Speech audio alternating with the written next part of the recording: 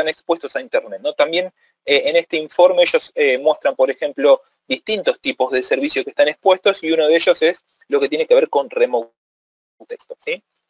Entonces fíjense que vemos una gran cantidad de servicios de RDP que hoy están expuestos a Internet, ¿no? Y si se fijan, en el último mes de medición fue enero del año 2020, es decir, a principios de este año, cuando ya en algunos países de Asia el coronavirus se empezaba a propagar, se empezaba a hablar de alguna pandemia y demás, pero todavía no se habían tomado las medidas necesarias en casi todos los países a nivel mundial, o no se había implementado la cuarentena o el aislamiento, digo, el nombre que le quieran poner, ¿sí? Digo, todavía seguíamos con una vida más o menos normal. Pero ¿cuál es la situación actual? Y estos son datos que les comparto, que saqué ayer específicamente de Shodan, como para ver cuáles eran los datos que encontrábamos. Y fíjense, ¿no?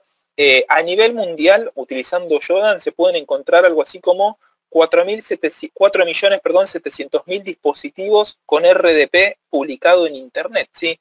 Principalmente en China, Estados Unidos, Alemania, Países Bajos y el Reino Unido, ¿sí? Este es el top 5. Pero ahora la pregunta es, ¿qué pasa en Latinoamérica? Y como les digo, ¿no? Estos son datos que saqué ayer, ¿sí? Ayer a la noche para ser más exactos. Entonces, fíjense en el top 10 de Latinoamérica, ¿cuál es la realidad, no? Ahí vemos que en Latinoamérica el país con mayor cantidad de equipos publicados en Internet con RDP es México, con 35.000 dispositivos. Después lo sigue Argentina, Colombia, Chile, Perú, Uruguay, Ecuador. Digo, ahí pueden ver los datos de cada uno de los países en el top 10. ¿Sí? Entonces, hay una gran cantidad de hoy equipos que utilizan RDP, que es un protocolo para conectarse de manera remota y que están publicados a Internet, ¿sí? Y que cualquier persona con algún fin malicioso, con ganas de realizar algún tipo de ataque o con malas intenciones realmente, podría encontrarlos y podría hacer algún tipo de ataque, ¿sí? Entonces, esto es lo que hoy está publicado en Internet, lo que se puede encontrar, digo, es un dato bastante alarmante.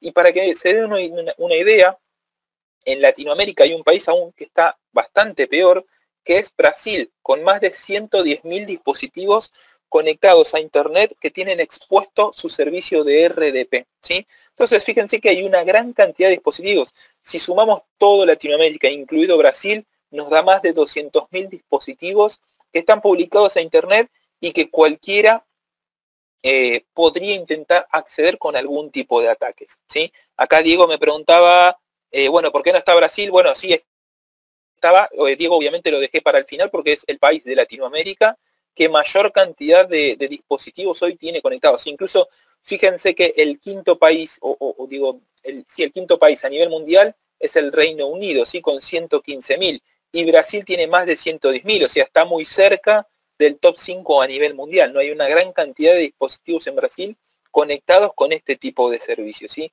Entonces, como les decía, esto ya es un problema, ¿sí? Hoy hay una gran cantidad de dispositivos expuestos a Internet.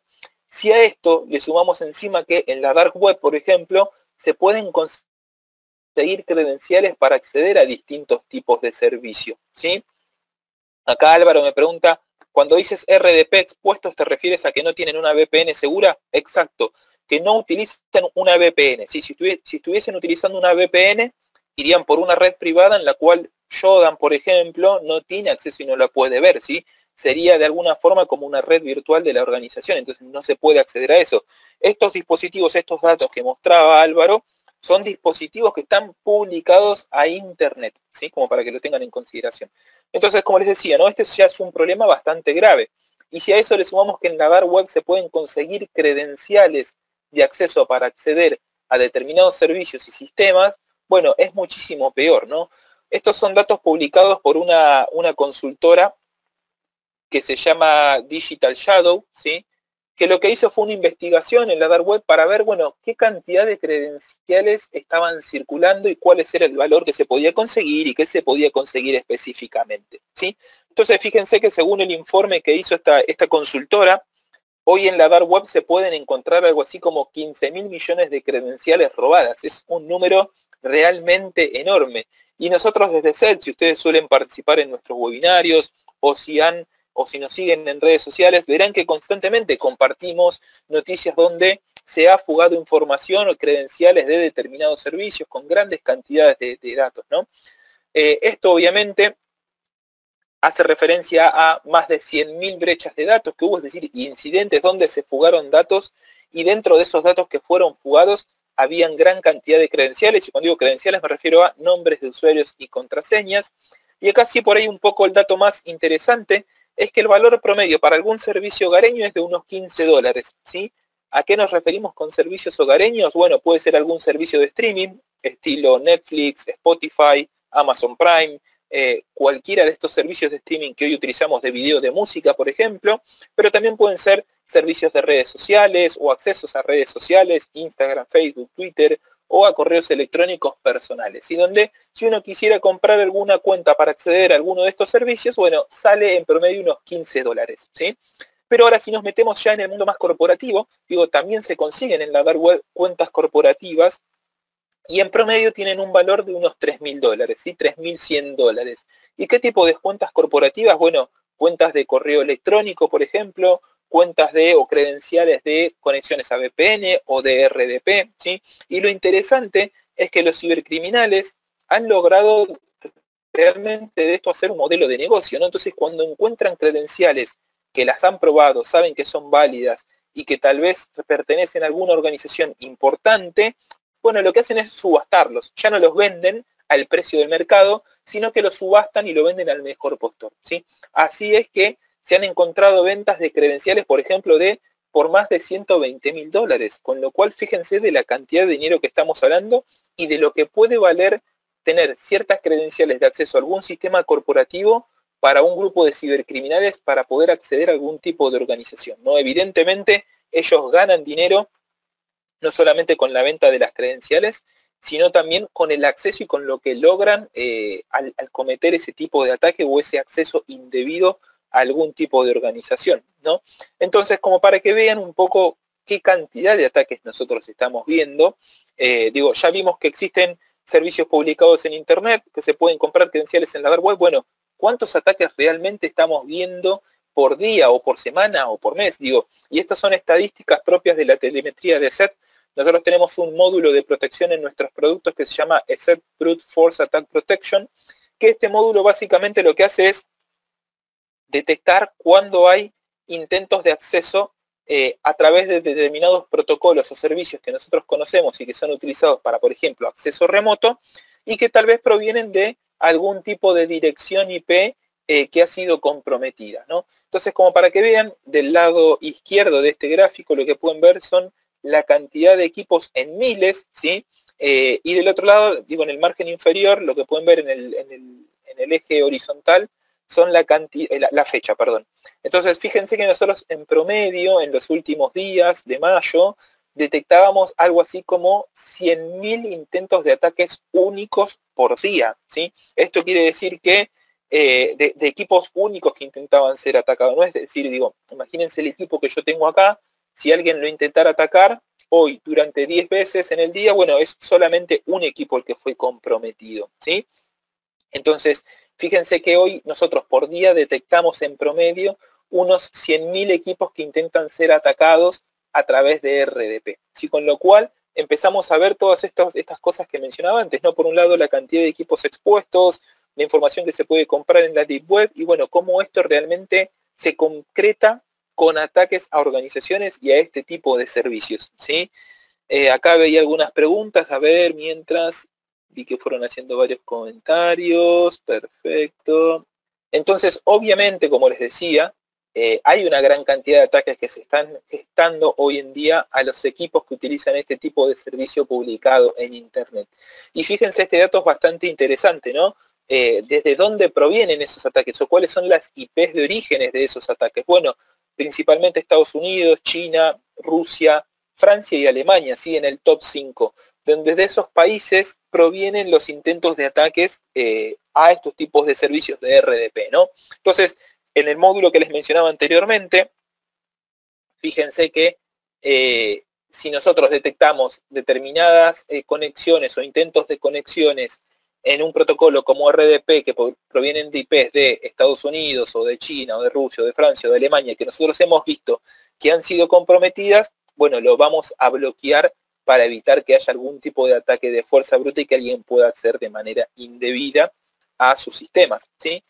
Y fíjense cuáles son los principales países de destino, es decir, cuáles son los principales blancos que hoy utilizan los cibercriminales para comprometer este tipo de servicios, ¿no? Entonces vemos Rusia, Alemania, Japón, y sí en el cuarto lugar Brasil, sí en Latinoamérica. Pero fíjense que casi todos los países de Latinoamérica tienen alguna cantidad de ataques, ¿sí? Entonces esto es importante también porque todos los datos que veníamos viendo tienen algún tipo de relación entre ellos. Recuerden que Brasil estaba muy cerca del top mundial con más de 110.000 dispositivos publicados. Entonces no es raro que también veamos una gran cantidad de ataques a equipos en Brasil particularmente que pudieron haber sido comprometidos, ¿sí? Acá veí algunos comentarios. Bien, perfecto. Bueno, estas las cosas, muchas consultas con respecto a VPN, que después lo vamos a ver más al final, así que no se preocupen. Pero y ocurren en casi toda Latinoamérica y vemos de estas tendencias, ¿no? Que se utiliza este tipo de servicios que compran credenciales y que logran obtener este tipo o realizar este tipo de ataque, ¿no? Entonces, ¿cuál es el objetivo final de los atacantes que hacen este tipo de acciones? ¿Sí? Y acá algunos de ustedes ya mencionaban algunas cosas, ¿no? Pero en primer lugar lo que buscan es, una vez que tienen acceso, es deshabilitar algún software de seguridad, ¿sí? Nosotros hemos visto incluso con clientes nuestros que tenían mal aplicadas algunas políticas de seguridad, por ejemplo, que tuvieron infecciones. ¿Y cómo se dieron esas infecciones? Bueno, porque accedieron por RDP, deshabilitaron la solución de seguridad y luego hicieron el ataque. Entonces la amenaza era conocida, pero en algún punto estos cibercriminales habían deshabilitado la solución de seguridad que los debía estar protegiendo, ¿sí? Entonces esto es importante que lo tengan en cuenta. Siempre ahí nosotros recomendamos aplicar una política, por ejemplo, de protección de configuraciones y demás, como para que no cualquier persona, cualquier usuario pueda deshabilitar o cambiar las configuraciones de la solución de seguridad, ¿sí? Después también lo que hacen es instalar software de criptominería, es decir, para minar criptomonedas. Muy común, utilizado en casi toda Latinoamérica, Monero. Tal vez por una cuestión de facilidad de implementación, de rentabilidad, ya no lo sé. Tal vez me meto en algún tema que nos excede en este seminario, pero sí es uno de los más utilizados en Latinoamérica. ¿Y por qué lo utilizan? Bueno, porque en realidad piensen que hay varias formas, ¿no?, por las cuales los cibercriminales minan criptomonedas. Pueden comprometer algún tipo de equipo hogareño o una cantidad de equipos hogareños, pero obviamente la capacidad de procesamiento que puede tener un equipo hogareño con respecto de un servidor, bueno, es muchísimo inferior, ¿no? Entonces, comprometen un servidor, instalan el software para minar criptomonedas y a partir de ahí empiezan a ganar dinero, ¿sí? Empiezan a obtener estas criptomonedas para luego revenderlas o comprar servicios, comprar productos o lo que fuera a través de Internet, ¿sí? Después también lo que hemos visto que hacen es instalar herramientas adicionales dentro del servidor y tal vez no necesariamente en una primera etapa para poder hacer alguna acción maliciosa, sino que lo que buscan es instalar, por ejemplo, algún tipo de backdoor o alguna herramienta como acá alguien mencionaba, TeamViewer, para poder seguir teniendo acceso de manera remota si por algún motivo se deshabilitara el servicio de RDP, ¿sí? Entonces el atacante lo que busca ahí principalmente es obtener persistencia en el equipo que ha comprometido, ¿sí? Es decir, lo comprometen con nombre de usuario y contraseña y luego a partir de ahí instalan o habilitan algún otro tipo de servicio para por otro medio obtener acceso, ¿no? Acá Carlos nos pregunta cómo hacen los atacantes para acceder sin conocer usuario y contraseña. Bueno, Carlos, el método más utilizado es con contraseñas y nombres de usuarios que pueden obtener o que arman diccionarios. Pero también hemos visto, por ejemplo, la explotación de vulnerabilidades en servicios como RDP. Hace algunos años surgió una que se llamaba BlueKit, que lo que permitía era que un atacante utilice un exploit para precisamente utilizar una vulnerabilidad y lograr tener el acceso, ¿sí? No son de los más comunes, pero sí es uno de los métodos que utilizan, ¿sí? Como para que lo tengan en consideración. Y después, algo que estamos viendo y que ahora vamos a ver que es un poco más una tendencia, que tiene que ver con, una vez que logran el acceso, lo que hacen los cibercriminales es ejecutar ransomware y exfiltrar información, es decir, robar información de la compañía, ¿sí? Esta es una tendencia que en el último tiempo hemos visto que se ha consolidado, ¿sí? Ya recuerden que, o mejor dicho, hace un tiempo nosotros, ¿qué era lo que decíamos del ransomware? Bueno, evitemos infectarnos, pero si nos infectamos, tengamos una buena política de backup, ¿sí? ¿Por qué? Porque, bueno, podíamos recuperar la información. Hoy en día, ese tipo de método de trabajo ya no es tan efectivo, porque hoy los cibercriminales lo que hacen es, además, robar la información de la organización una vez que fue comprometida, y si uno, por ejemplo, recupera los datos de algún tipo de backup, luego los cibercriminales lo que hacen es extorsionar a las organizaciones para que paguen y no sea divulgada la información, ¿sí?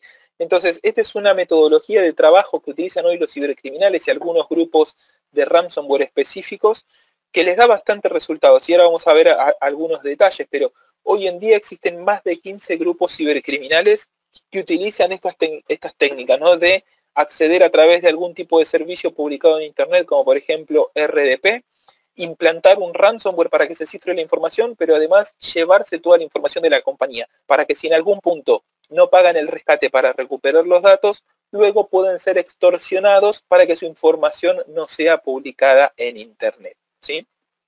A ver, acá, bueno, veía algunas preguntitas también. Mientras, a ver, ¿qué más? Bueno, acá, por ejemplo, nos preguntan si hay algún método para desencriptar archivos de ransomware. Bueno, depende del tipo o la variante de ransomware con la que hayan sido infectados, pero en la gran mayoría de los casos no es posible, ¿sí? Pero como les digo, depende siempre de con qué variante de ransomware se infecten, si es posible o no recuperar los datos. Hubo algún que otro caso donde el mismo grupo cibercriminal publicaban las contraseñas luego para poder liberar la información, pero no es algo que pueda ocurrir, ¿no? Acá, como bien dice Julio, es bien difícil. Y sí, totalmente, Julio, coincido. Y depende también en gran parte de con qué variante y cómo haya sido desarrollado esa variante de ransomware con la cual se hayan infectado, pero en la gran mayoría de los casos no es posible recuperar los datos, ¿sí? Entonces, fíjense, ¿no? Yo recién les decía que existen más de 15 grupos de ransomware que utilizan este tipo de metodologías, ¿no? Y tal vez uno de los más conocidos y de los que más ruido ha hecho es un grupo que se llama Maze Ransomware, que ha comprometido empresas y organizaciones a lo largo y a lo ancho de todo el mundo. Digo, recuerdo ahora, por ejemplo, consultoras como Cognizant, recuerdo también aseguradoras en Estados Unidos, algún tipo de organización gubernamental o relacionado a todo lo que tiene que ver con defensa nacional, digo, que han sido comprometidos. Y lo interesante de este grupo es que obviamente cifra la información de los equipos que infecta dentro de la organización, pero como les digo, también se roba la información y luego lo que hacen es publicarla en un sitio que obviamente está en la dark web y venderla al mejor postor, ¿sí? Entonces, lo que pueden ver del lado izquierdo, obviamente está blureada la información, pero son todas las organizaciones, todas las empresas que ellos han comprometido y de las cuales han extraído información y de las cuales están a la venta para que uno la pueda acceder. Entonces, rápidamente, si ven ahí, hay más de 15 empresas que han sido comprometidas por este tipo de grupo cibercriminal, ¿sí? Con lo cual, esto también nos muestra cómo es que logran tener acceso y lo hacen a través de precisamente estos tipos de servicios, ¿sí? A ver, ¿qué más? Veo acá algunas preguntas. Bueno, acá Carlos nos pregunta si la PC de un usuario autorizado tiene algún tipo de virus, si puede infectar a las PCs de la empresa por RDP. Sí, esto también lo hemos visto. Hay algunas variantes de gusanos que buscan propagarse, por ejemplo, por RDP. Entonces, si encuentran que ese servicio está habilitado o que tienen conexiones, simplemente prueban con las mismas credenciales del dominio del usuario que fue comprometido y si logran acceder, bueno, empiezan a propagarse dentro de la red, ¿sí? Así que eso también es importante tenerlo en cuenta. Muchas gracias, Carlos, por la pregunta. Y después, otro de los grupos cibercriminales que hemos visto que trabajan mucho de esta manera es el grupo que se llama Snake, o también es conocido como ECANS, depende de quién lo mencione, el nombre que le ponen.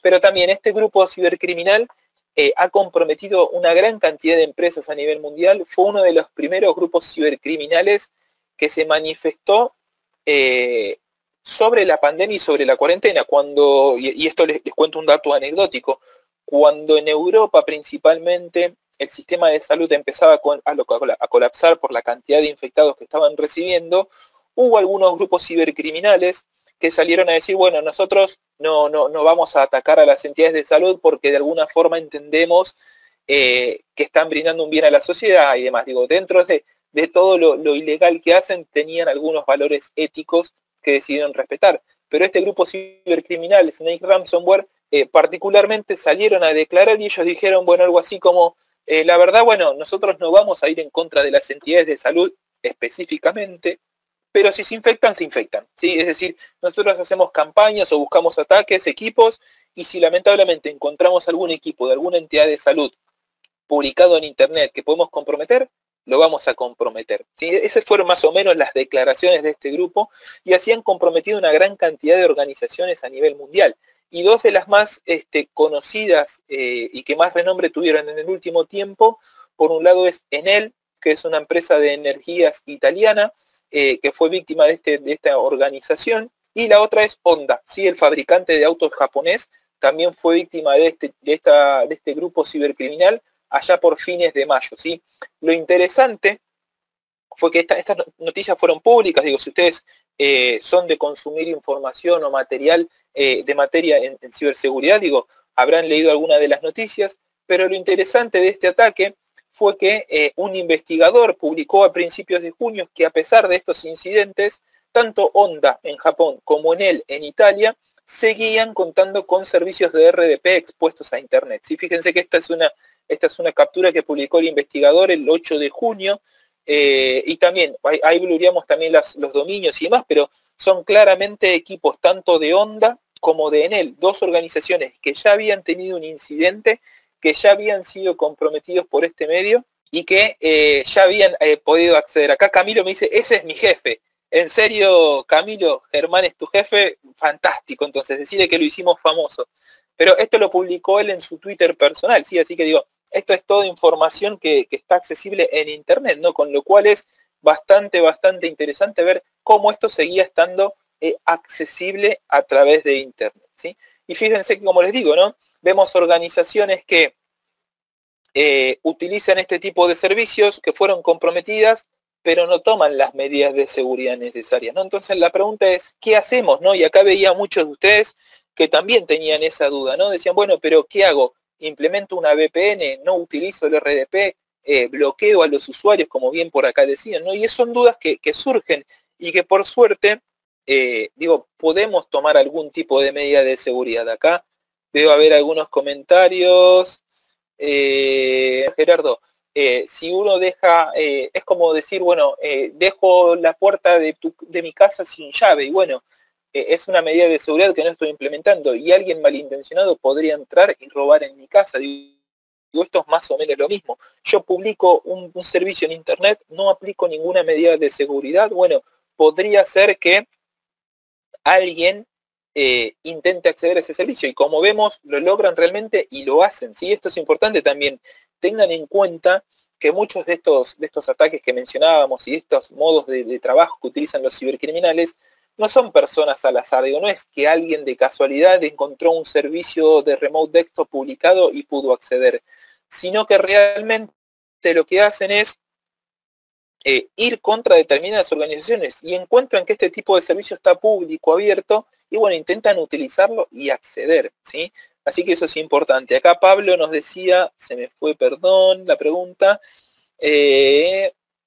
Bueno, acá, exacto, Pablo. Pablo lo que nos dice es que muchas veces la lucha es contra los usuarios, ¿no? No solamente nos tenemos que preocupar de los cibercriminales, Pablo, sino que también tenemos que ocuparnos de que el usuario no haga ningún tipo de lío en materia de seguridad. Ahora vamos a ver un poco más en detalle, ¿no?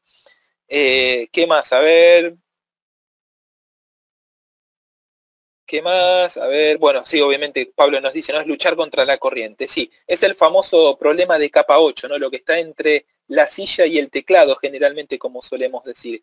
Pero digo, tengan en cuenta que digo, ¿qué es lo que hacemos hoy en día? Evidentemente este es un servicio muy útil que nosotros hoy vamos a seguir utilizando. ¿Y qué hacemos? Es decir, ¿qué medidas tomamos? Acá recién Pablo nos hablaba de los usuarios y demás, y algunos hablaban de VPNs, y etcétera, y de configuraciones. Así que para resumirlo, simplemente les voy a dar 4 tips en materia de seguridad, como para que ustedes puedan implementar de manera segura una conexión de remote desktop, ¿sí?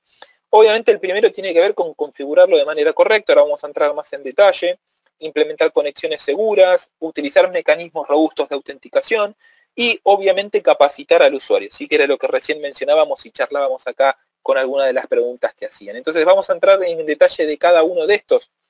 Y cuando decimos configurar de manera correcta el RDP, ¿de qué estamos hablando específicamente? Bueno, en primer lugar, de habilitar el servicio de RDP solo si es necesario, ¿sí? Ya hoy creo que no ocurre, pero algunas versiones de algunos sistemas operativos de Windows Server ya venían con el RDP habilitado por default. Y en algunos casos, por ejemplo, cuando alguno asignaba algún rol específico a un servidor, se activaba de manera predeterminada, ¿sí? Esto creo que hoy ya no ocurre, pero nunca está de más chequear si tienen habilitado el servicio de RDP y solamente dejarlo habilitado si es necesario, ¿sí? Es decir, si alguien va a tener que acceder y si necesitaran accederlo por alguna cuestión particular y puntual, bueno, luego deshabilítenlo, no lo dejen deshabilitado, ¿sí? En el caso de que realmente lo tengan que habilitar, bueno, recomendable instalar todos los parches de seguridad necesarios y correspondientes para el sistema operativo, ¿sí? Como les digo, hace unos años surgió una vulnerabilidad que se llamaba BlueKit, que hoy todavía vemos que los cibercriminales siguen utilizando un exploit para hacer uso de esa vulnerabilidad. Entonces, si lo van a usar, asegúrense de tener los parches del sistema operativo implementados, por lo menos todos los que son de seguridad, ¿sí? Todos los que van a poder evitar algún tipo de explotación de vulnerabilidad en algún tipo de servicio, ¿sí? También lo que podemos hacer es limitar la cantidad de intentos de login, ¿sí? Esto también se puede definir por políticas, por ejemplo, de Active Directory, donde lo que podemos hacer es decir, bueno, si un usuario intenta acceder por RDP más de 5 veces y no lo logra, que se bloquee la cuenta. ¿Sí? ¿Esto por qué? Bueno, porque podría estar siendo víctima de algún tipo de ataque de fuerza bruta, por ejemplo, ¿sí? Y en el caso de que tengamos que habilitarlo, pero no podamos cumplir con estas medidas de seguridad, tratemos de aislar estos equipos de la red, es decir, que no tengan acceso a la red corporativa de manera directa, si es posible. Tal vez esto se puede hacer con políticas en el firewall, segmentando la red. Digo, acá hay distintas opciones ya más a nivel de red, pero si por algún motivo tenemos algún servicio, por ejemplo, que corre sobre Windows Server 2003 y que no se puede actualizar, pero que necesitamos hacer de manera remota, bueno, que tenga la menor cantidad o la menor cantidad de permisos para luego hacer otras acciones dentro de la red. No digo bajo ningún punto de vista acceder con un usuario de dominio o con un usuario que sea administrador o ese tipo de cuestiones, ¿no? Tengamos en cuenta también ese tipo de punto. Después, obviamente, implementar conexiones seguras, ¿no? Y esto, algo que muchos acá ya iban mencionando, ¿no? Por ejemplo, podemos crear reglas en el firewall para restringir ciertas conexiones externas. Entonces yo, por ejemplo, si no tengo colaboradores que están fuera del país, bueno, podría prohibir conexiones de IPs internacionales, como también dice el último punto, ¿no? Es decir, bueno, o lo que veíamos, ¿no? Yo no tengo ningún colaborador que está en China. Cualquier tipo de conexión que llegue de una IP de China o de Rusia o de Estados Unidos, bueno, la voy a restringir y la voy a bloquear, ¿sí? Importantísimo, implementar VPNs para accesos externos, y esto ya es algo que muchos de ustedes fueron preguntando, y esta es una muy buena práctica de seguridad, porque lo que evitamos así es publicar en internet mi servidor con el RDP abierto para que cualquiera pueda intentar conectarse. Como alguien me preguntaba antes, si se podría obtener la información, se utiliza una VPN. Y probablemente se pueda, pero sí es mucho más difícil para el atacante, ¿sí? Entonces, si nosotros utilizamos una VPN, recuerden que esa conexión va a ser segura, digo, es una conexión virtual, pero que es privada y que va segura, con lo cual nadie podría interferir en ese tráfico privado que está circulando por internet y no podrían ver qué está publicado y quién se está tratando de conectar. Entonces, sumamente recomendable implementar una VPN, por lo menos para los servidores que van a estar publicados a internet, ¿sí? Y después también algo que ya es más del mismo protocolo de RDP, que es configurar el nivel de cifrado alto en las conexiones. Y esto se puede chequear en las medidas de seguridad propias de la implementación del protocolo RDP, y hay una opción que es qué tipo de cifrado queremos utilizar para las comunicaciones entre el cliente y el servidor, y ahí le ponemos alto, y con eso ya nos aseguramos de que el método de cifrado para la comunicación, una vez que fue establecido, es seguro y que nadie lo va a poder interferir, y que va a poder de alguna manera esnifiar ese tráfico que está circulando, ¿sí? Ahí veo, bueno, varias preguntas que van surgiendo. Esperen, porque veo que muchas preguntas son largas, así que por eso trato de resumirlas. Bueno, exacto, ¿no? Acá John nos dice, muchas empresas no están identificando qué puertos y servicios tienen activos. Y obviamente en el post de brindar algún servicio no toman en cuenta la seguridad. Y eso que mencionás, John, es clave, porque particularmente lo estamos viendo ahora, ¿no? Con toda esta situación de la pandemia. Digo, muchas organizaciones se tuvieron que adaptar. Me imagino que muchos de ustedes deben estar trabajando de manera remota, no deben estar yendo físicamente a su oficina o a la organización en la cual trabajan, pero digo, seguimos trabajando de manera remota, ¿no? Y en pos de poder brindar la continuidad del negocio, de que los servicios estén disponibles, que los usuarios puedan acceder, bueno, se han publicado una gran cantidad de servicios en Internet, pero no se ha tenido en cuenta la seguridad, ¿sí? Uno de esos es el servicio de RDP, como bien mencionás, John, y lo ideal es, ahora que ya estamos en esta situación, digo, podemos tomarnos nuestro tiempo para decir, bueno, a ver, ¿qué servicios habilitamos? ¿Qué medidas de seguridad estamos habiendo? Implementé RDP, sí, está seguro, está protegido por algún tipo de mecanismo, ¿hay alguna política aplicada respecto a eso? Digo, es un buen punto ahora como para poder analizarlo, ¿sí? Acá Ernesto nos pregunta si no existen soluciones de autenticación en 2 pasos para Windows. Sí, exacto. Ahora te voy a contar un poco más, Ernesto, pero sí existen y nosotros tenemos. ¿Qué más? Bueno, acá Patricio también nos dice, una recomendación es cambiar el puerto que utiliza el protocolo RDP. Y también es una muy buena recomendación, Patricio, porque hoy habilitar el servicio de RDP en Windows es sumamente fácil, es un siguiente, habilitar y listo.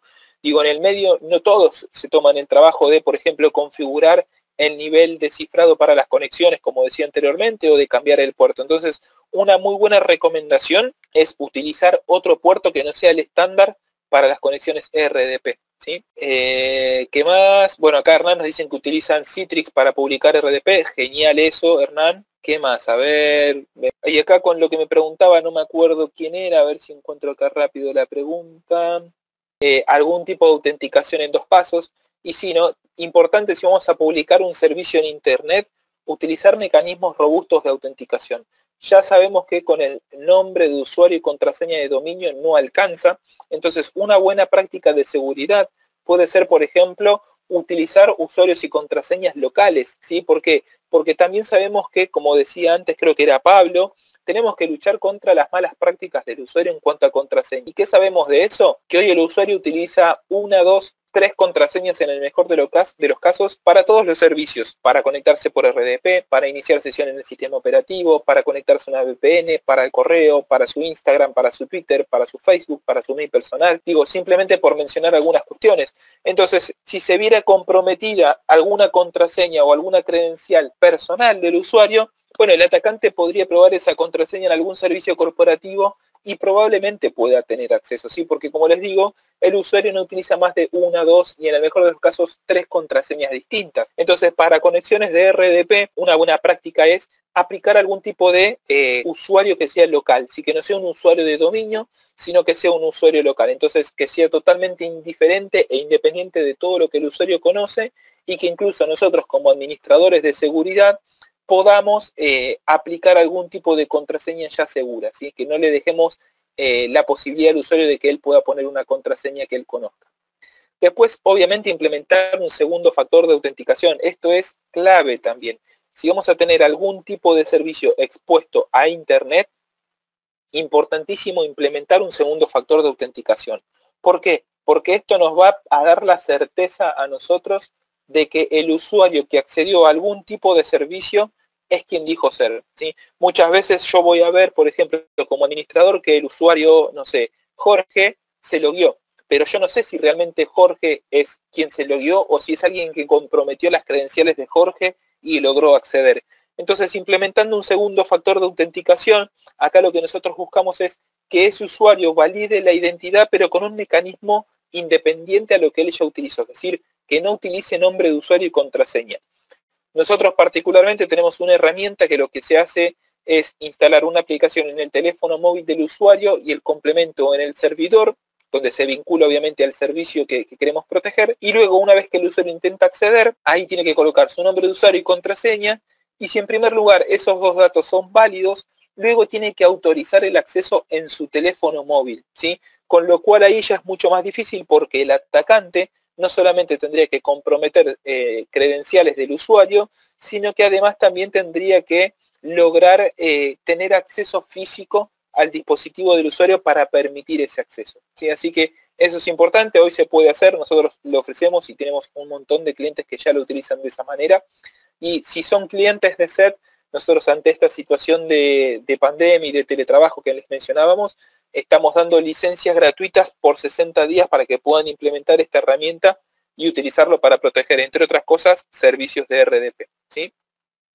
Y después, por último, en cuanto a los mecanismos robustos, tenemos la posibilidad de aplicar políticas para el uso de contraseñas robustas y seguras, ¿no? Como acá hoy bien decía Pablo, y acá justo me manda algunos ejemplos, nosotros podemos definir algunas políticas de seguridad, ¿no? Por ejemplo, que use más de 8 caracteres, que tenga mayúsculas, que tenga números, que tenga algún símbolo, que con respecto a la contraseña anterior, cuando la tenga que cambiar, tenga que tener más de 2 o 3 caracteres distintos. Digo, se pueden hacer un montón de cosas para que se fuerce la utilización de alguna contraseña segura, ¿sí?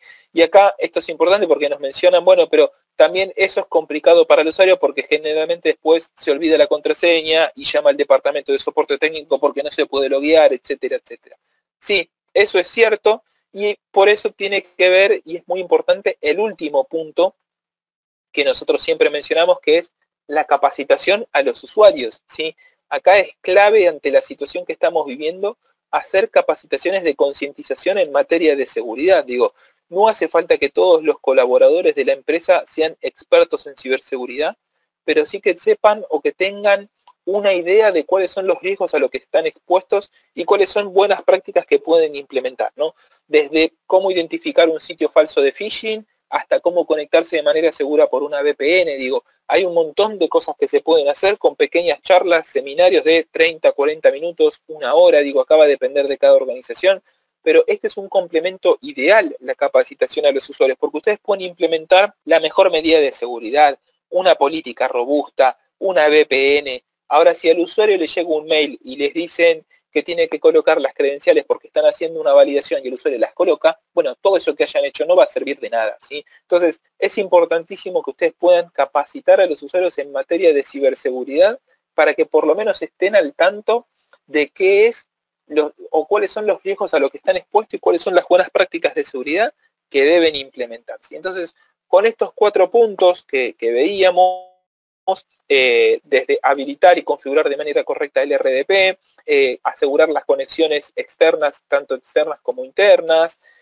aplicar algún tipo de mecanismo robusto de autenticación y capacitar a los usuarios, van a poder asegurar niveles óptimos de protección contra este tipo de ataques que hoy estamos viendo que son una tendencia y que parece ser que van a seguir estando presentes en nuestra región, ¿sí? Así que con eso llegamos al final de la presentación. Veo que hubo muchísimos comentarios, muchos relacionados a las conexiones de VPN que charlábamos hace un rato, así que voy a tratar de repasar algunos. Si ustedes quieren pueden aprovechar e ir preguntando.